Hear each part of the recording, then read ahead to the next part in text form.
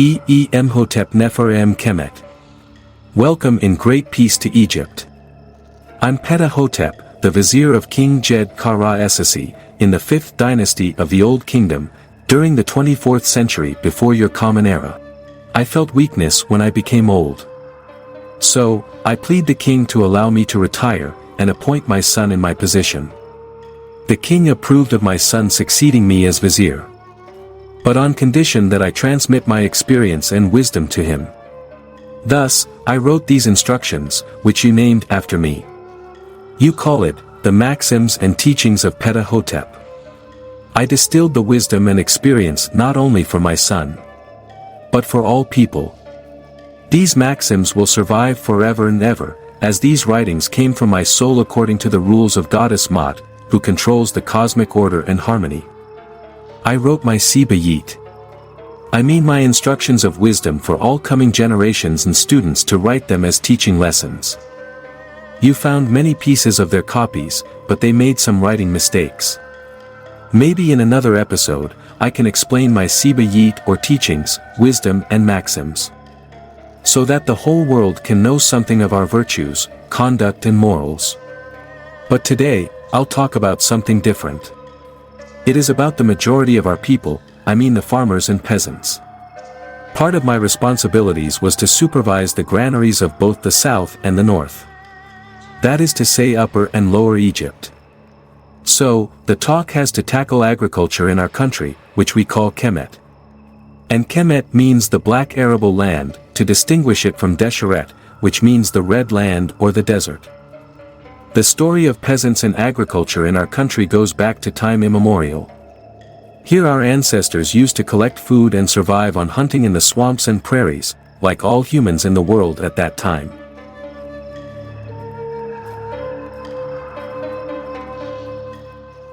But depletion and drought hit their settlements.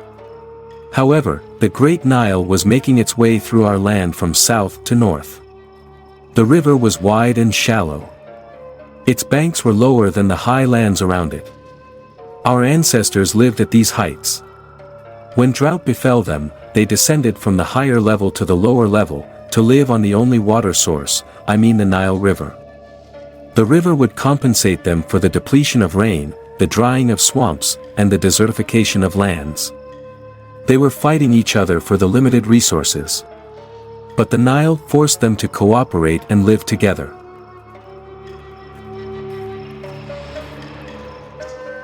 Gradually, the river became narrower and deeper, and receded down. Our ancestors had to move down to approach the banks of the river for survival. They noticed that the Nile River is not stable. And our ancestors monitored its periodic inundation, which flooded its banks.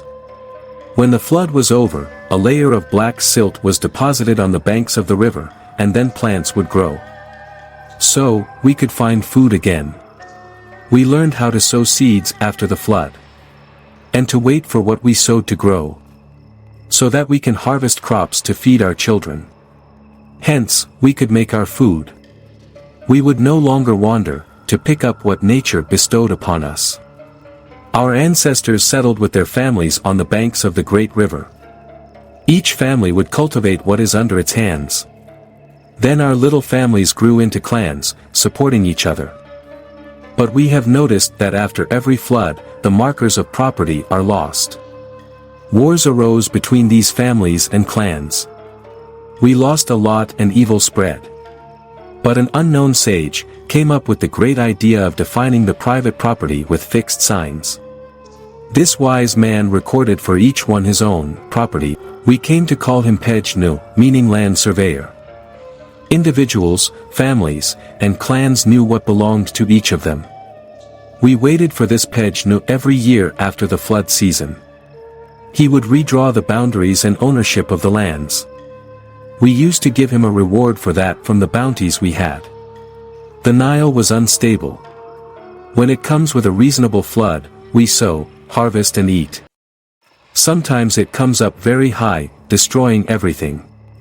Thus, we had to unite to rebuild what was destroyed. And at other times, the flood did not come, and the water receded. So we were suffering from famine, hunger and misery. Therefore, our cooperation has become a necessity, not a luxury. Other sages appeared, who taught us the principles of the great goddess Maat. Maat represents truth, justice, order and cosmic harmony. Maat is the balance of morals and virtues. Our commitment to her principles was a necessity for life, and not just teachings descending from the unknown. Following justice and virtue is a must for the continuation of life. Otherwise, chaos would prevail and we would return to wars, hatred, evils and greed. Thus, families and clans began to gather in small villages. A strong local ruler emerged in each of these villages. Everyone owed him obedience. He is the one who judges among people, according to the necessities of Maat. Each village had its own symbol, to which it owes allegiance. Then groups of villages coalesced, and united into larger entities, each is called Sebat. And you call it a province or a nome. There were 22 provinces in the south, and 20 provinces in the north. A capital arose for each province, a great city, which we call Neot. It is more civilized than the villages. This continued to evolve. And the provinces began to unite, until two kingdoms were formed, one in the north, Ptah, which is the land of papyrus. And the other in the south, Ptah, which is the land of the lotus. This was done either by mutual consent, or by war. Each of these two kingdoms had a ruler, and symbol. The bee for the north, and the reed plant for the south. Also, each kingdom had its own crown, the red for the north, and the white for the south. Likewise, each of them had a protective deity.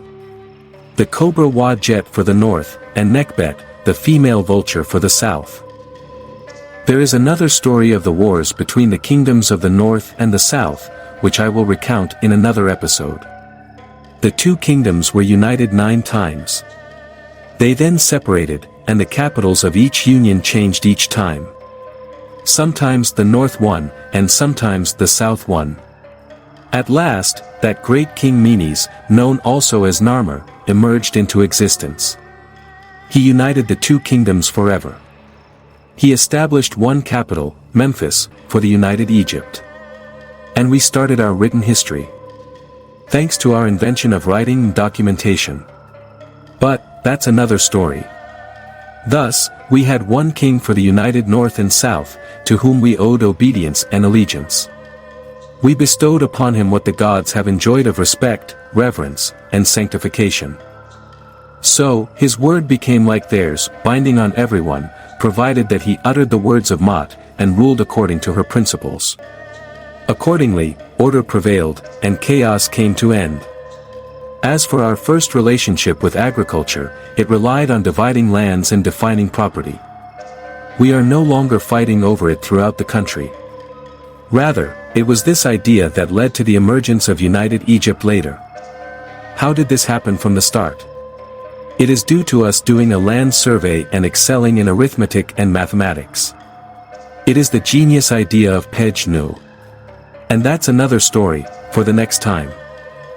Make sure to tune into my next videos. If you have any thoughts or questions, add them to your comments. Kindly press the like, share and subscribe buttons. I'm Farag Sharabasi and see you in the next episodes. Thank you.